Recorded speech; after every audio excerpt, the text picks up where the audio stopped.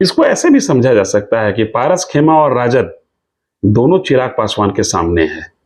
और क्यों सामने है? तो आगामी लोकसभा चुनाव के मद्देनजर मुझे ऐसा लगता है कि महबूब अली कैसर या पारस खेमा के अन्य सांसदों को भी कुछ दिन पहले वीना सिंह जो कि वैशाली की सांसद है, उनके पति की भी तस्वीर आई थी, दिनेश सिंह की, वो भी चिराग से मिलने गए थे। इन लोगों को ऐसा लगता है कि आगामी 2024 के लोकसभा चुनाव में अपनी सीट को बचाना है तो पुनः चिराग पासवान या पुराने नेतृत्व के पास इनको जाना होगा। वहां से फायदा यह है कि उस नेतृत्व के पास जाने पर इनको अपना सीट मिलना थोड़ा सा ज्यादा सुरक्षित दिख रहा है, क्योंकि महागठबंधन में ये जाते हैं तो वहां पर पहले से इतनी भीड़ है, कांग्रेस जैसी पार्टी है, आरजेडी, जेडीयू, माले, इन तमाम के बंटवारे के बाद ही इन लोगों के हाथ कुछ लगेगा, भले ये सिटिंग हो या ना हो, क्योंकि इनकी सिटिंग होने पर और इनके वोट बैंक की कैपेसिटी पर उन लोगों को संदेह है।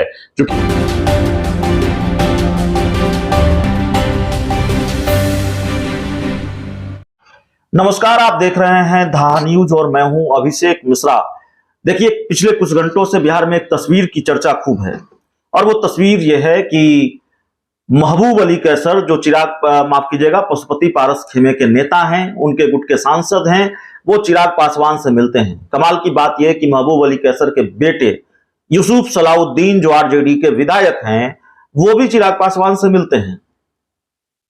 क्या माना जाए इसको? पशुपति पारस के लिए झटका माना जाए, ये मान लिया जाए महबूब अली कैसर चिराग के साथ जा रहे हैं?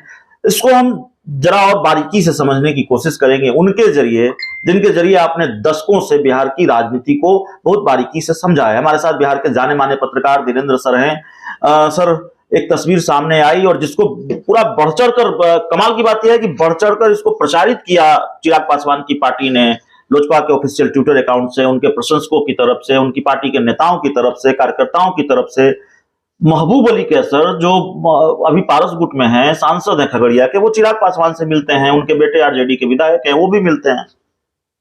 भाई, तो उनके पास कोई किसी का, उनके प्रतिद्वंदी का खेमा दरक कर उनके चिराग के पास आए तो चिराग इस बात का क्यों ना प्रचार करें? स्वाभाविक सी बात है। इनके खेमा का कोई बड़ा नेता अगर जो पशुपति पारस के पास जाएगा तो वो भी प्रचारित करेंगे। इससे महत्वपूर्ण ये है कि महबूब अली कैसर जब चिराग से मिलने गए हैं तो वो अपने बेटा को लेकर गए हैं। उनका बेटा राजद का विधायक है जी।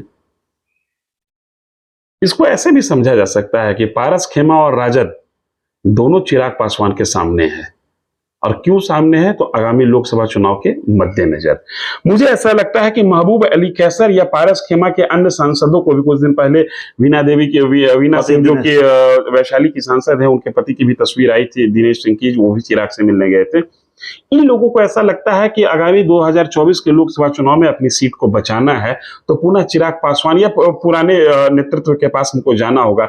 वहां से फायदा यह है कि उस नेतृत्व के पास जाने पर इनको अपना सीट मिलना थोड़ा सा ज्यादा सुरक्षित दिख रहा है, क्योंकि महागठबंधन में ये जाते हैं तो वहां पर पहले से इतनी भीड़ है, कांग्रेस जैसी पार्टी है, आरजेडी, जेडीयू, माले, इन तमाम के बंटवारे के बाद ही इन लोगों के हाथ कुछ लगेगा, भले ये सिटिंग हो या ना हो, क्योंकि इनकी सिटिंग होने पर और इनके वोट बैंक की कैपेसिटी पर उन लोगों को संदेह है, क्योंकि इनके ग्रुप में वोट बैंक किसी के पास है तो वो चिराग पासवान के पास है। तो इन लोगों को लग रहा है कि चिराग के पास अगर जाते हैं तो हम अपनी सीट को पाने में कामयाब रहेंगे। राजनीति सिर्फ टिकट पाने तक का खेल नहीं है, राजनीति टिकट पाकर सदन के अंदर जाने का खेल है। महबूब अली कैसर अपने पुत्र के साथ चिराग पासवान के पास जाते हैं और वीना जी की पति चिराग पासवान के पास जाते हैं, तो इसको ऐसे भी समझा जा सकता है कि इन नेताओं को ऐसा लगता है कि 2024 की बैतरनी पशुपति पारस के जहाज के मुकाबले चिराग पासवान और नरेंद्र मोदी के नेतृत्व में जो जहाज